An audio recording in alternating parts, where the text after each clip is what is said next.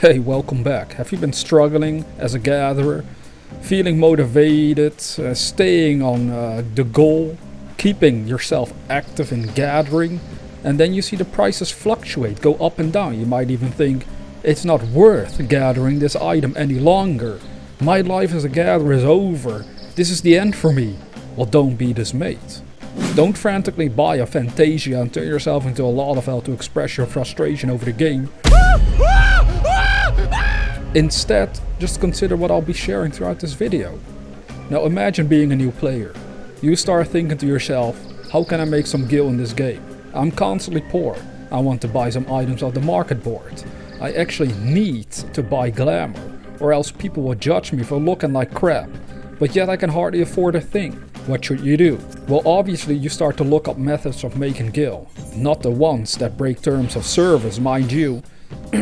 Buying gil online? What the heck, is that even a thing? It sure seems to be the case, but that will potentially get you banned, so it's not the best way to go about this. Instead, you look up guides on what classes can make a bunch of gil. The more, the better. However, as you start preparing yourself to finally start as a miner, botanist or fisher, you might very quickly run into some problems. I like to make this video a sort of mindset project for people to consider. It's easy to become discouraged as a gatherer. The number one reason for new players would probably be the sheer competition on the items they are selling. So you see videos like mine or other people online, and some might be fairly old by now, and you look up similar items as you saw in the video, and they don't sell for very much. What will you do? Gather those items and then hardly make any profit, or give up entirely? Well, most people actually give up entirely, believe it or not. I think the first thing you want to burn into your mind as a gatherer is to accept the fact that getting your gathering classes up to their highest level is the best start. What about people who don't own all the expansions? They can't get up to level 80, which is the highest level in this moment of time. Well, you might feel like you're stuck gathering items that have too much competition, or that simply aren't in demand as much any longer. But what you really should be doing is look into gathering guides online, and especially if you're serious about this, look up what items you could gather on higher levels that you haven't yet reached yourself. That way you can make a list of stuff that is currently profitable, and you can keep those items in mind as you go through the painstaking process of leveling up your characters. It can keep you motivated. That is one part of the equation. Now, if you cannot reach level 80 due to lag in the latest expansion, there's some good news for you. First of all, even if you don't own any other expansion, by looking up the items that are being sold in general, you could at least consider buying those items and reselling them for a profit. This is a high-risk situation, just like in real life. You invest money to make money, and there's no guarantee it will pay off. Therefore, it's not the most ideal method of making gil. Now here's where you want to expand your mind on the matter. Gathering isn't just about using your botanist or miner. You can be a gatherer as a tank, DPS or healer. This simply means you gather items you can specifically farm with those classes. Think of dungeon gear. Not everything can be sold, but everything can be traded in at your grand company, so you can turn them into company seals, which allows you to purchase items you can then sell on the market. There's to this day items that have been in the game pretty much since the start of A Realm Reborn, and they are still selling for a nice profit, simply because crafters need them. Now that's your job essentially. As a gatherer, you don't want to just stare at the market board, you want to study what items are for sale so you have a better understanding of what would sell the easiest. The more you gather items that crafters need, the higher the chance of you making profit, and of course the higher the odds are of facing competition. With that basic foundation in place, you should also keep in mind that the market prices are constantly changing around. Sometimes you have good days, other times you seem to have bad days. Just because you have a bad day and prices have dropped dramatically, doesn't mean you should give up on the item. More often than not, you'll discover the prices will go up again.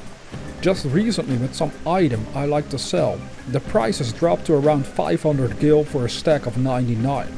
Then out of nowhere for a few days the prices skyrocketed and went up to 1100 gil for the same amount. I actually didn't bother gathering the item at that time since I was lazy.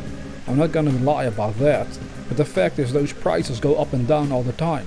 For dozens upon dozens of items you could potentially gather without being a high level player. What's even more interesting is that certain items, when the prices skyrocket, never drop back to their old price again. Or at least it might take weeks, or if you're lucky, months. So in this case the item sold for 500 for a while, and then it went up to 1100, and now it's sitting at between 900 to 1000 for at least the last few weeks. So it didn't drop by a lot, and instead keeps making huge profit for hardly any work. If you're able to pay close attention, and if you discover the ones that fluctuate like this, you could wait on purpose until prices drop, buy them up and sell them when prices explode. I know this isn't as easy to pull off, but it's another funny tactic I like to indulge in every now and again. Ultimately, being a gatherer is about studying the market board and figuring out what is in demand and what is pretty much garbage. You don't want to waste your time too much on gathering items as a miner you can easily buy off a vendor. But if you can start gathering items no vendor is selling, that is where the profit is made. And even though there might be a lot of competition on the sales price, you can outsmart other players by becoming so good at studying your particular server and gathering with such focus that you'll always be a step ahead of anyone else. Instead of being overwhelmed by the sheer amount of items you could gather and sell, focus on the goal of making a profit, and you'll quite literally attract the right items to gather towards you. Yeah, it sounds pretty zany, doesn't it? Oh shit, law of attraction in Final Fantasy! Simply put, by having the goal of making a profit in this game, you'll start to somehow stumble upon selling the right items at the right time. At least that's what I've noticed for myself over the years. I know right now I don't have a lot of gil on my account again because I keep wasting it on glamour. I'm crazy, man. I can't help myself but make millions and then waste millions. That's how my life goes as a player in this game. Well, if you went back to some of my videos in the past, you did see I had at one point over 11 million gil. Well, it could have been higher if I didn't waste my gil, because that's what happened. I told you this before. But other people are struggling to make that amount, and hopefully these tips concerning your mindset can sort of somehow make it stick and work for you. Because it has worked for me to have this attitude as I play this game. So, in your case, if you have that attitude as well, you are bound to succeed and get rich in this game, simply by being a gatherer. I won't get into crafting since I never specialized in that personally. I always preferred gathering items for whatever reason. So this was just my take on it. And if you have any questions as a new gatherer, feel free to leave them in the comment section below. I'll try to get back to them, and maybe other people are willing or interested in getting back to you. You never know. But there's a lot of tips you can get from people all over the place that play this game. Perhaps not everyone wants to expose and tell you what items they're gathering necessarily all the time due to competition, but at least there's some basic foundations that you need to keep in mind in order to make this more easy for you and more accessible and less frustrating. Because even though it's frustrating at times when prices drop, never forget that you're able to make a profit. So don't let yourself become dismayed just because an item is tanking in price or there's too much competition, you think. If you're smart about this, you can still go beyond all that competition. You see, one thing, I'll just expose myself here. One thing that I sometimes do is I have 6 retainers, right? 6 different ones.